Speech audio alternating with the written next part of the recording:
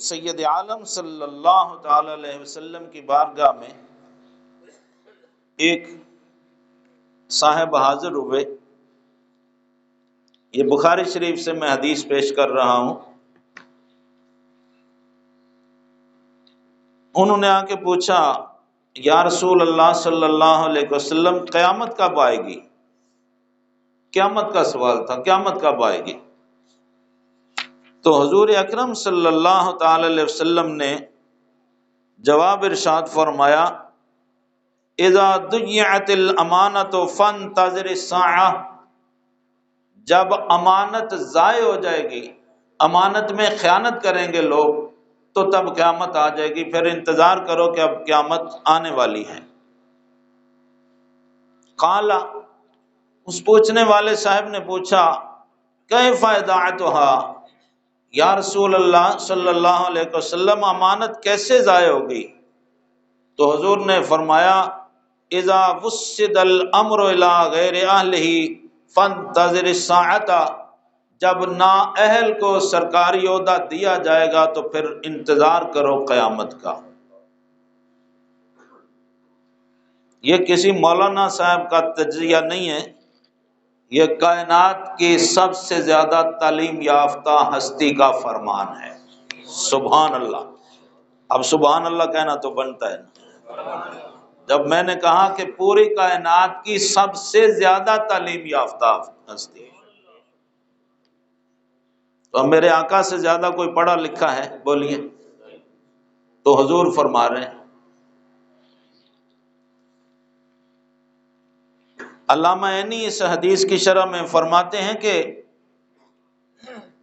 کوئی ایک معاملہ نہیں ہے، بلکہ المراد جنس الامور تتعلق بالدین، تمام امور جن کا تعلق دین سے ہو اور جن کا تعلق خلافت اور حکومت سے ہو اور عدالت سے ہو اور مذہبی نمائندے کے فتویٰ دینے سے ہو، یہ تمام معاملات جو ہیں ان کو مطلب وہ بندہ اگلا اہل ہی نہیں ہے تو آپ اس سے وہ دین کا مسئلہ پوچھ رہے ہیں، جیسے آج کل لوگ کرتے ہیں، نمازی ایک دوسرے سے دین کے فتوے پوچھ رہے ہوتے ہیں اور پھر کہتے ہیں یار سارے لوگ ایسے ہی کہتے ہیں، مولوی صاحب نے عجیب مسئلہ بتا دیا، سارے تو نمازی ایسے کہہ رہے ہیں.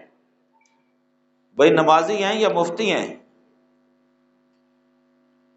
جیسے آج کل عدالتوں میں ہو رہا ہے، عدالتیں بک رہی ہیں، رشوت پر فیصلے کیے جاتے ہیں.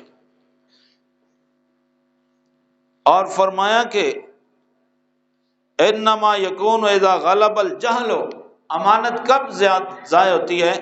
جب جہالت غالب آ جاتی ہے. ضعف اہل الحق عن القیام بہ، اور حق والے حق بات کو قائم کرنے سے قاصر ہو جاتے ہیں اور ظالم غالب ہو جاتے ہیں، اس وقت امانت ضائع کر دی جاتی ہے. تو جب امانت ضائع ہو جائے تو پھر میرے اور تمہارے آقا نے فرمایا فانتظر الساعہ، پھر انتظار کرو.